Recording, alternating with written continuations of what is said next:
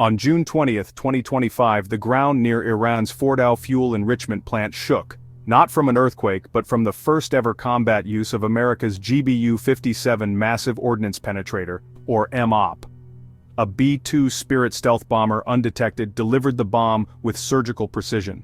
The strike was a direct message to Tehran and a global demonstration: no underground facility is truly safe from US air power. For Beijing, the explosion was a wake-up call, echoing far beyond Iran. Weeks of failed diplomacy and intelligence warnings about Iran's nuclear progress led to this decisive action. The GBU-57's use was calculated, not just to destroy, but to prove that even the deepest bunkers are vulnerable. The world watched as the dust settled, realizing the implications stretched from Moscow to Pyongyang, but especially to China. For years, the GBU-57 was a theoretical deterrent. Now, it was a reality. The US had crossed a new threshold, showing it would use overwhelming force to achieve strategic goals. The message: even the most protected assets can be reached. China, with its vast underground military network, took note. The Fordow strike was a real-world test of a weapon that could one day target them. Allies in the Middle East welcomed the blow to Iran's nuclear program. Rivals condemned the act as destabilizing. In China, military analysts urgently studied the event, seeking to understand the bomb's effectiveness and limitations. The answers would shape China's defense strategy for years to come. The GBU-57, or Big Blue, is the largest conventional bomb in the US arsenal, a precision-guided bunker buster weighing 30,000 pounds. Its hardened steel case and 5,000 pounds of explosives are designed to penetrate deep underground, not flatten city blocks. The bomb's mission: destroy the world's most fortified bunkers, defeating decades of adversaries' underground construction. Carried only by the B-2 stealth bomber, the GBU-57 uses GPS guidance to strike with pinpoint accuracy. Dropped from high altitude, it smashes through concrete and rock, detonating only after reaching its target depth. The resulting underground shockwave collapses tunnels and destroys hidden assets. Before Iran, the GBU-57 was tested but never used in combat. Its development answered the challenge of targets once thought untouchable. Upgrades have improved its guidance and penetration, making it a critical tool for US planners. The Iran strike proved the GBU-57's real-world power, and signaled a new era in global security. Now, no adversary can assume their deepest bunkers are safe.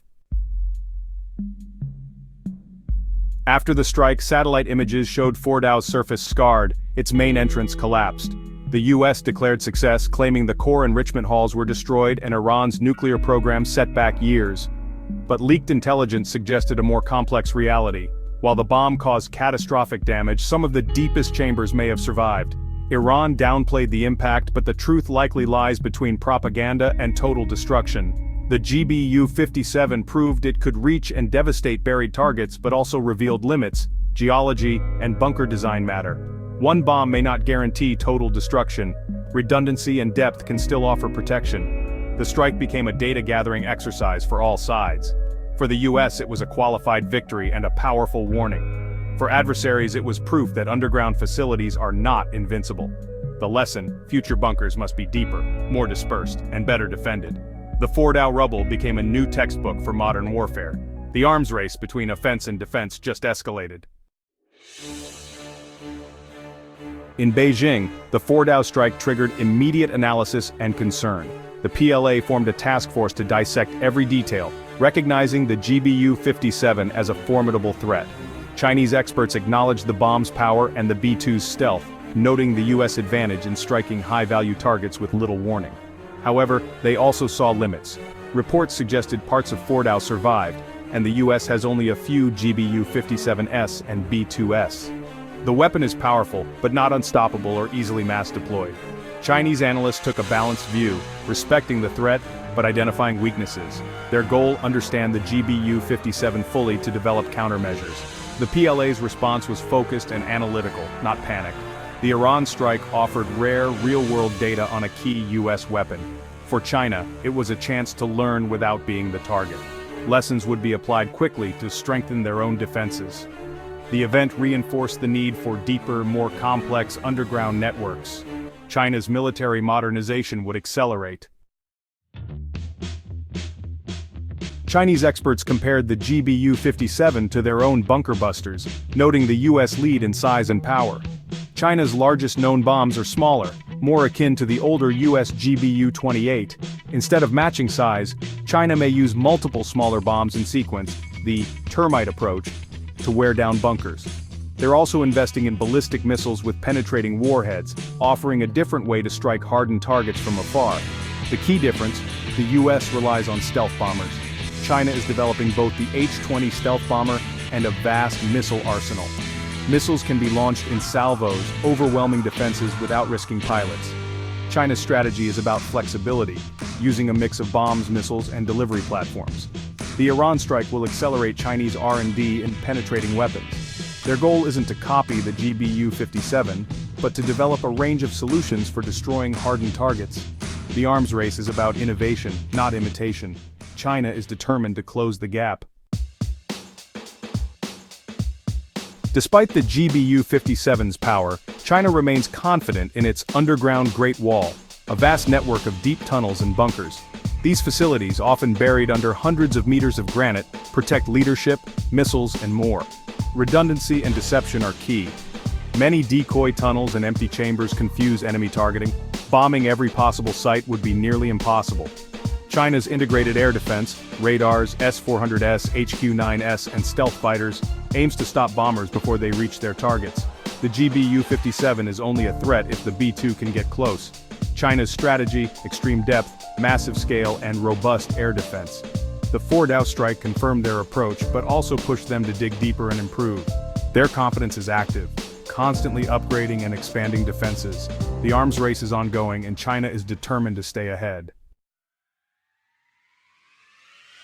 The 4DAO strike is a catalyst for China, turning a theoretical threat into a proven one. The PLA will accelerate efforts to dig deeper, build stronger, and hide smarter. Intelligence security will tighten, protecting facility locations, using camouflage, and deploying more decoys. The US ability to target 4DAO highlights the need for better secrecy and deception. Technologically, China will fast-track its own large bunker busters and new defensive materials. Research will focus on ultra-hardened concrete, shock-absorbing designs, and active defenses. The goal: make bunkers survivable, even against direct hits.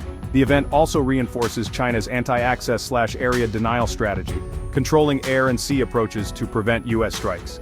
Investments in long-range missiles, air defenses, and the H-20 bomber will surge. The 4DAO rubble is now a blueprint for China's next decade of defense.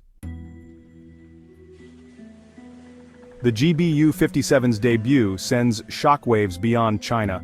Russia and North Korea are watching closely. Russia, with its deep Cold War bunkers, will likely modernize air defenses and showcase its own bunker busters. North Korea, whose survival depends on underground facilities, will dig deeper and harden bunkers further. The strike may push Pyongyang to double down on its nuclear deterrent, seeing it as the only true safeguard.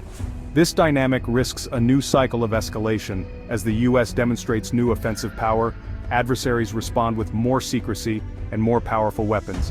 The intended message of deterrence could fuel a new arms race.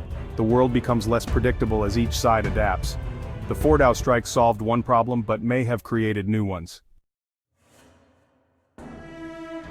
The GBU-57's use at 4DAO marks a turning point in military history, a new era in the battle between offense and defense.